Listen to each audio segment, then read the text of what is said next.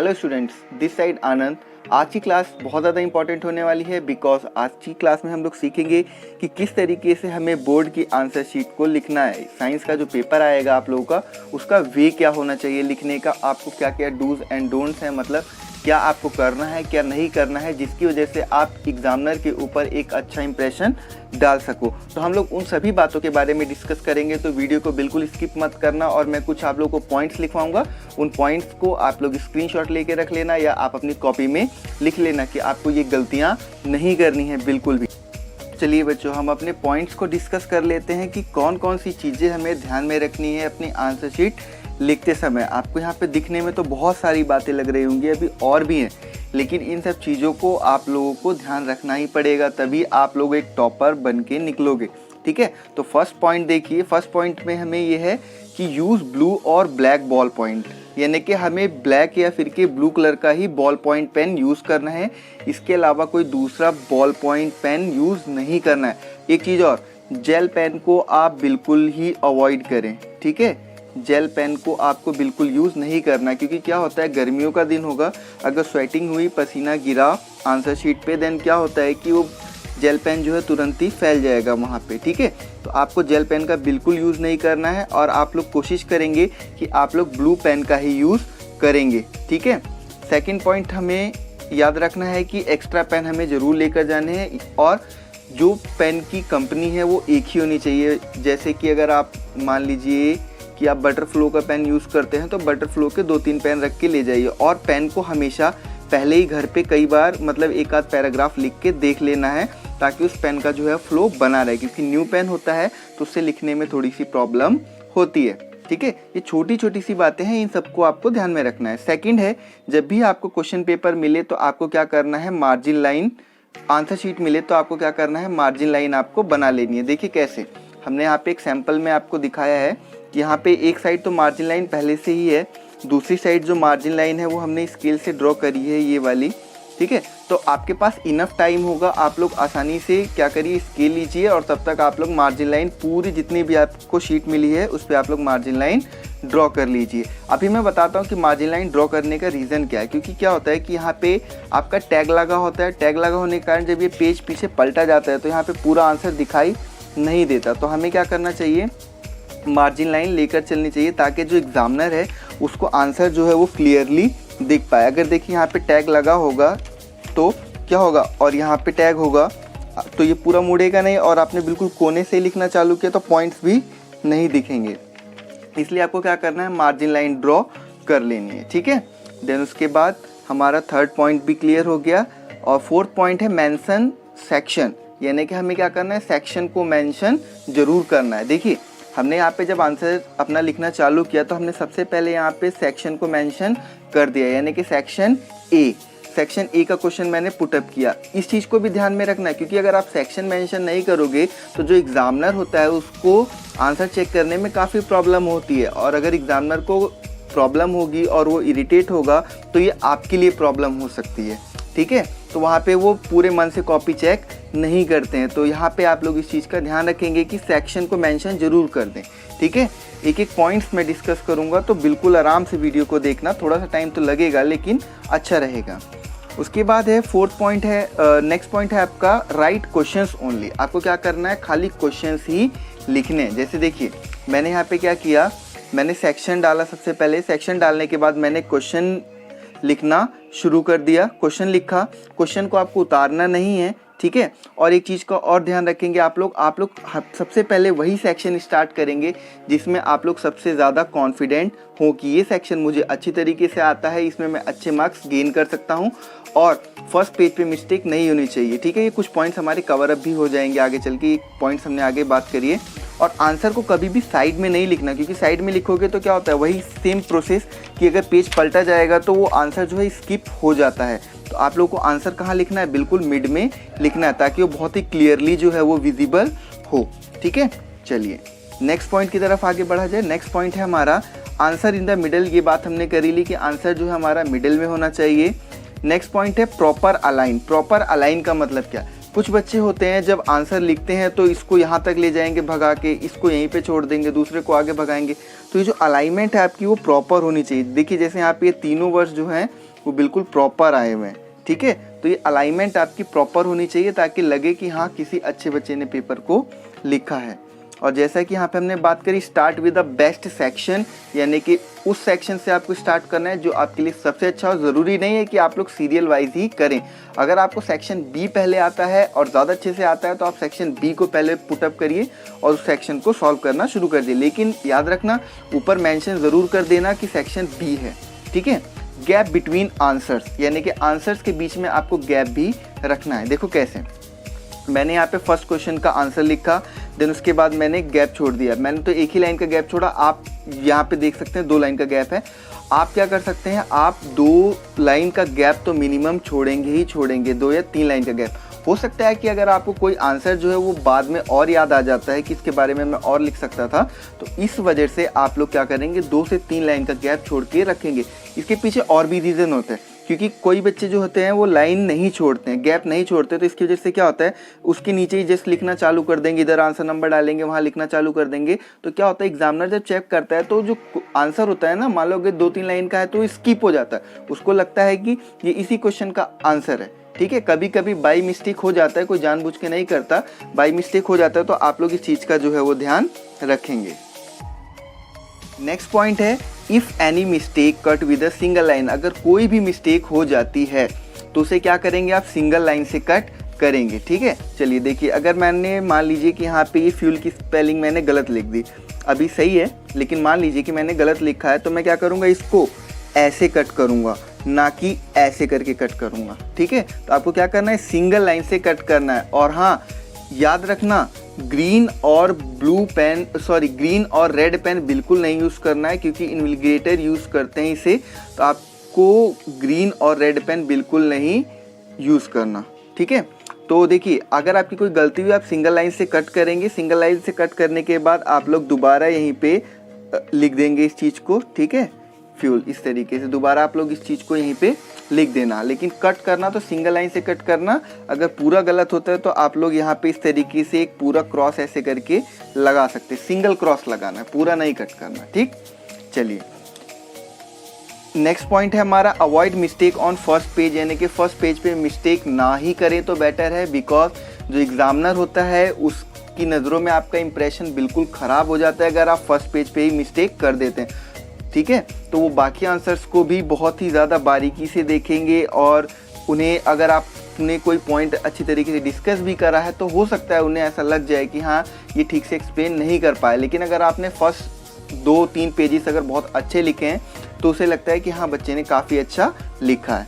Next point है हमारा highlight important points with underline. जो इंपॉर्टेंट पॉइंट्स है उसको अंडरलाइन करना है आपको। देखिए कैसे, जैसे यहाँ पे मैंने लिखा है एक गुड फ्यूल के अंदर क्या क्या प्रॉपर्टीज होनी चाहिए। पहला, does a large amount of work per unit volume और मास, यानी कि पर यूनिट वॉल्यूम में वो बहुत ज़्यादा अमाउंट में वर्क देना चाहिए। जैसे एग्जांपल है हाई कैलोरीफिक वैल्यू, ठीक है, हाई कैलोरीफिक वैल्यू होनी चाहिए। तो यहाँ पे कैलोरीफिक जो वैल्यू है बहुत ही इंपॉर्टेंट पॉइंट है, तो मैंने इसको अंडरलाइन कर दिया। सेम इसी तरीके से नीचे मॉडरेट इग्निशन टेम्परेचर है, उसको भी मैंने अंडरलाइन कर दिया। लेकिन अंडरलाइन करते समय ध्यान रखना है कि बिल्कुल ऐसे अंडरलाइन मत कर देना कि ना दिखे और ऐसा ना लगे कि इसे आपने काट दिया। तो अंडरलाइन भी करना तो बहुत ध्यान से, लाइक अमाउंट को अगर आप अंडरलाइन कर रहे हो तो इस तरीके से अंडरलाइन कीजिएगा, ठीक है। चलिए नेक्स्ट पॉइंट है हमारा डिफरेंशिएटिंग विद लाइन। अगर आपको कभी भी डिफरेंशिएट करने का क्वेश्चन आता है कि डिफरेंशिएट करो आप लोग सेल्फ पॉलिनेशन या क्रॉस पॉलिनेशन, इस तरीके का अगर कोई क्वेश्चन आता है कि आपको दो चीज़ों के बीच में डिफरेंशिएट क्रिएट करना है, तो वहाँ पे आप लोग हमेशा क्या करोगे, एक लाइन ड्रॉ करोगे बीच में, देन इधर लिखोगे सेल्फ पॉलिनेशन और दूसरी तरफ लिखोगे क्रॉस पॉलिनेशन, ठीक है। तो देन इसके बाद आप लोग क्या करोगे, पॉइंट्स में उनके बीच में डिफरेंशिएट क्रिएट करोगे। बढ़िया से टेबल बना के उससे बॉक्स बना के ऐसे करके करना है। ये नहीं है कि पहले सेल्फ पॉलिनेशन लिख दिया देन क्रॉस पॉलिनेशन लिख दिया, आपको इस तरीके से ही डिफरेंशिएट वाले आंसर्स को करना है। नेक्स्ट क्वेश्चन है आपका नेक्स्ट पॉइंट है आपका try to answer with point. हमेशा आंसर्स को पॉइंट में देने की कोशिश करें, ठीक है, ताकि जो एग्जामिनर है उसको जो पॉइंट्स है तुम्हारे सारे आसानी से क्लियर हो जाएं। क्योंकि देखो यहाँ पे मेरे पास भी पूरा का पूरा ब्रीफ यानी कि बहुत ही ज़्यादा डिटेल्ड में पॉइंट्स है, इतने सारे हैं, अगर मैं इसको बिना पॉइंट के लिख देता सीधा ऐसा पैराग्राफ बना के तो आपको नहीं समझ में आता, लेकिन मैंने यहाँ पे हर एक पॉइंट आपको दिखाया कि ये वाला पॉइंट है, फिर नेक्स्ट पॉइंट है, नेक्स्ट पॉइंट है, ठीक है। तो आप लोग आंसर्स को अपने पॉइंट में लिखने की कोशिश करें तो ज़्यादा समझ में आएगा। अगर इसी को मैं पैराग्राफ में लिखा होता मैंने तो आप लोगों को यही चीज़ समझ में नहीं आती, लेकिन पॉइंट्स में लिखा है तो ये आपको लिए बहुत ज़्यादा क्लियर है, ठीक है। तो आपको हमेशा आंसर जो है वो पॉइंट्स में देने की कोशिश करनी है। नेक्स्ट पॉइंट है इन गिव रीज़न। अगर आपको कोई भी क्वेश्चन आता है गिव रीज़न का, जैसे अगर आपको क्वेश्चन आ गया कि आप रीज़न दीजिए कि स्काई जो है हमें ब्लू कलर का क्यों दिखाई देता है, गिव रीज़न है ना, तो वहाँ पे आपको क्या करना है, राइट द लाइन अगेन। तो उस लाइन को अगेन लिखना है, जो क्वेश्चन वाली लाइन है उसको अगेन लिखना है। देन उसके बाद आपको क्या लिखना है, अगेन लाइन को लिखने के बाद आपको वहाँ पे लिखना है बिकॉज। बिकॉज से आप लोग शुरू करेंगे, ठीक है, बिकॉज से आप लोग शुरू करेंगे, उसके बाद आपका जो भी रीज़न देना है आप लोग रीज़न देंगे। ये नहीं कि आपने डायरेक्टली लिखना ही चालू कर दिया ड्यू टू एटमॉस्फेरिक रिफ्रैक्शन, ऐसे ही आंसर दे दिया, नो। आपको पूरा क्वेश्चन लिखना है, देन उसके बाद बिकॉज लिखना है, देन उसके बाद लेकिन आंसर में ही लिखना है, ठीक है। आंसर में आप जो स्टार्ट करोगे वो क्वेश्चन की लाइन से स्टार्ट करोगे, बिकॉज लगाओगे, उसके बाद अपना रीज़न लिखोगे। नेक्स्ट पॉइंट है लॉन्ग आंसर आता है तो आप फ्लो चार्ट से बनाने की कोशिश करें, समझाने की कोशिश करें, बेटर होगा। 2 मार्क्स का अगर कोई भी क्वेश्चन आता है तो उसके लिए 4 पॉइंट जो है वो इनफ है, ज़्यादा परेशान होने की ज़रूरत नहीं है। और हमेशा आप लोग एग्जाम्पल देने की कोशिश करें, ठीक है। कोई सा भी क्वेश्चन आता है तो आप लोग अगर एग्जाम्पल देके समझाएंगे तो ज़्यादा बेटर होगा। अगर मान लीजिए केमिस्ट्री का कोई क्वेश्चन आता है कि कंबशन रिएक्शन क्या होती है, तो आप लोग पहले कंबशन रिएक्शन की डेफिनेशन लिखोगे, कंबशन रिएक्शन क्या होती है, देन उसके बाद आप लोग उसमें एग्जाम्पल देने की भी कोशिश करिए, ठीक है। तो आप लोग एग्जाम्पल भी वहाँ पे दीजिए, बहुत अच्छा रहता है एग्जाम्पल देना। नेक्स्ट पॉइंट है अंडरलाइन ऑब्जेक्टिव क्वेश्चन आंसर। अगर आप लोग के पास ऑब्जेक्टिव आता है, ठीक है, ऑब्जेक्टिव में क्या फिलिंग द ब्लैंक्स के रूप में आ जाता है और 4 ऑप्शन दिए होते हैं, तो आप पूरा आंसर लिखो, ठीक है, क्वेश्चन पूरा लिखो और जो भी ऑप्शन है उसको लिख के उसके नीचे अंडरलाइन कर दो, ठीक है, ताकि पता चल जाए कि हाँ ये वाला ऑप्शन था। ये नहीं खाली आपने क्या कर दिया ओनली आंसर लिख के चले आए। अगला है हमारा point diagrams are important with titles and labelling. आप कभी भी डायग्राम बनाओगे तो हमेशा क्या करोगे कि वहाँ पे टाइटल बताना बहुत ज़रूरी है और लेबलिंग करनी बहुत ही ज़्यादा ज़रूरी है। टाइटल का मतलब क्या होता है, टाइटल का मतलब है कि जैसे आपने फ्लावर का डायग्राम बनाया तो आप लोग फ्लावर नीचे लिखोगे, ठीक है, देन उसके बाद लेबल करोगे, सेपल कौन सा है, पेटल कौन सा है, सारी चीज़ें आप लोग को लेबल भी करनी है। कोई सा भी डायग्राम बनाओ, ठीक है, कोई सा भी डायग्राम बनाओगे तो लेबलिंग करनी बहुत ही ज़्यादा ज़रूरी है। और एक और पॉइंट है इसी से रिलेटेड है हमारा कि आपको हमेशा डायग्राम जो है वो पेंसिल से ही बनाना है। हमेशा पेंसिल यूज़ करें, पेन बिल्कुल ना यूज़ करें, पेन का यूज़ नहीं करना है, इस चीज़ का ध्यान रखोगे, ठीक है। अगला है right point wise for brief और शॉर्ट। ये तो मैंने बता दिया कि पॉइंट वाइज आंसर आप लोग लिखें। केमिस्ट्री का क्वेश्चन अगर कोई सा भी आता है तो वहाँ पे आपको इक्वेशन लिखनी बहुत ज़्यादा ज़रूरी है। इक्वेशन का ध्यान रखेंगे, इक्वेशन लिखें ही लिखें, ठीक है। बायोलॉजी और फिजिक्स का अगर कोई भी क्वेश्चन आता है तो फिजिक्स में तो फॉर्मूला मैंडेटरी है, आपको फॉर्मूला लिखना ही लिखना है। और अगर रे डायग्राम वगैरह का क्वेश्चन आता है, लाइक लेंस और मिरर का क्वेश्चन आता है, तो वहाँ पे आपको रे डायग्राम भी बनाना है, यानी कि डायग्राम भी इंपॉर्टेंट है, वो भी पेंसिल से ही बनाना है, ठीक है। और यहाँ पे देखिए बायोलॉजी में तो डायग्राम ही इंपॉर्टेंट है। नेक्स्ट पॉइंट हमारा क्या, फार्मूला और न्यूमेरिकल आंसर इन बॉक्सेस। अगर आपने कोई भी फार्मूला लिखा जैसे 1/f = 1/v - 1/u, तो आप लोग हमेशा इस फार्मूला को एक बॉक्स में बंद कर दीजिए ताकि एग्जामिनर को समझने में आसानी हो। और फाइनली अगर आपका जैसे v आपको निकालना था और v आपका मान लो 6.0 आया, ठीक है, तो आप इसे आंसर को भी एक बॉक्स में बंद कर दो ताकि जो एग्जामिनर है उसको समझने में काफ़ी आसानी रहे। एग्जामिनर जितना आसानी से समझेगा, उसको अगर दिक्कत नहीं होगी तो आपको नंबर दिल खोल के मिलेंगे, ठीक है, क्योंकि एग्जामिनर भी नंबर देना चाहता है, नंबर आपके कोई काटना नहीं चाहता।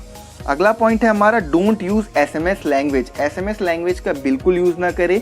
जैसे कि हम लोग नॉर्मल लैंग्वेज में लिख देते हैं कि मिरर को मान लो शीशा लिख देते हो तो आप लोग इस तरीके से ऐसे करके लिख देते हो, तो इस लैंग्वेज का बिल्कुल भी यूज़ ना करें। SMS लैंग्वेज बिल्कुल नहीं होनी चाहिए, ना ही शॉर्ट फॉर्म्स होनी चाहिए, ठीक है। जैसे आप बिकॉज को BCZ लिख देते हो, रिएक्शन को RXN, रिएक्शन में तो चल जाएगा लेकिन बिकॉज वगैरह को इस तरीके से ना लिखे तो बेटर रहेगा, ठीक है।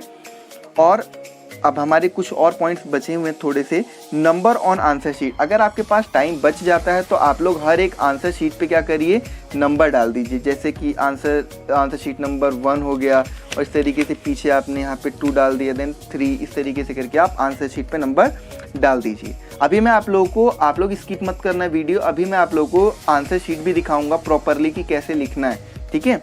डोंट लीव ब्लैंक पेपर, आपको कोई भी पेपर ब्लैंक नहीं छोड़ना है, क्योंकि अगर एग्जामिनर को ब्लैंक पेपर मिला तो अगर 1-2 पेपर छूट गए बीच में ब्लैंक, तो उसे लग सकता है कि आपने आगे कुछ नहीं लिखा है, तो आप लोग ब्लैंक पेपर ना छोड़िए। वैसे तो चेक कर ही लेते हैं, लेकिन बाई चांस हो सकता है, ठीक है। तो आप लोग ब्लैंक पेपर बिल्कुल नहीं छोड़ेंगे, ठीक है। और अगर आपको आंसर कोई ऐसा लगता है कि आपको बाद में याद आ जाएगा, तो हाँ छोड़ दीजिए, बाद में लिख देना। Go through paper at the end, और जब पेपर पूरा ख़त्म हो जाए तो उसको एक बार रीचेक कर ले। तो ये हमारे कुछ पॉइंट्स है जिसको आपको ध्यान में रखना है। तो चलिए एक क्वेश्चन पे आंसर शीट जो है एक देख लेते हैं। देखिए यहाँ पे हमने सबसे पहले मेंशन किया सेक्शन, हमारा सेक्शन मेंशन करने के बाद हम लोगों ने यहाँ पे क्वेश्चन डाला। यहाँ पे मार्जिन लाइन है, आपको दिख रहा होगा बच्चों, यहाँ पे मार्जिन लाइन है। उसके बाद हमने यहाँ पे आंसर लिखना चालू किया। आंसर जो है वो हमेशा मिडिल में लिखना, ताकि एग्जामिनर को जो है विजिबल हो, ठीक है। और उसके बाद आंसर आपने लिखना चालू किया। ये पॉइंट्स में था, देखिए हमने पॉइंट्स में बता दिया, बहुत अच्छा है। और यहाँ पे हमने जो इंपॉर्टेंट पॉइंट था उसको हमने अंडरलाइन भी कर दिया है। देन उसके बाद हमने 1-2 लाइन छोड़ी, देन क्वेश्चन नंबर 2 लिखा, देन बीच में आंसर नंबर 2। उसके बाद हमारे पास एक केमिस्ट्री का क्वेश्चन था, तो केमिस्ट्री क्वेश्चन में हमने क्या किया, पहले एक लाइन लिखी जो भी क्वेश्चन था। उसके बाद हमने यहाँ पे रिएक्शन भी दिखाई, और रिएक्शन में ये मेंशन भी किया कि H2O क्या है, और H+ आयन को हम लोग क्या बोलते हैं, OH आयन को हम लोग क्या बोलते हैं। और यहाँ पे रिएक्शन जो हुई किसकी वजह से हुई, इलेक्ट्रिसिटी की वजह से हुई, कौन सी रिएक्शन हुई, डिकम्पोजिशन रिएक्शन हुई। तो हर एक चीज़ मेंशन करना ज़रूरी है, ठीक है। क्वेश्चन नंबर 3, आप फिजिक्स का देखो, फिजिक्स का आप लोग क्वेश्चन कैसे लिखोगे। मान लीजिए कि आपके पास लेंस का क्वेश्चन आता है, तो लेंस के क्वेश्चन में हमें देखिए बताया गया है आप लोगों को, सबसे पहले आप लोगों को क्या लिखना है, गिवन लिखना है कि आप लोगों को क्या क्या दिया हुआ है। तो हमें दिया है कि कॉन्केव लेंस है, और उसकी फोकल लेंथ दी है, H' दिया है, H दिया है, U दिया है, ये सारी चीज़ें हमें दे रखी हैं।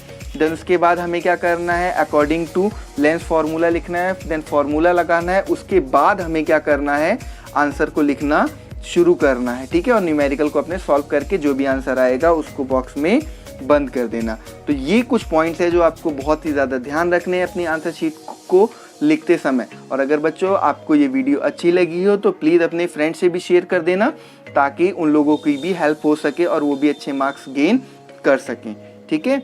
और वीडियो अच्छी लगी तो लाइक भी कर देना। Thank you for watching the video.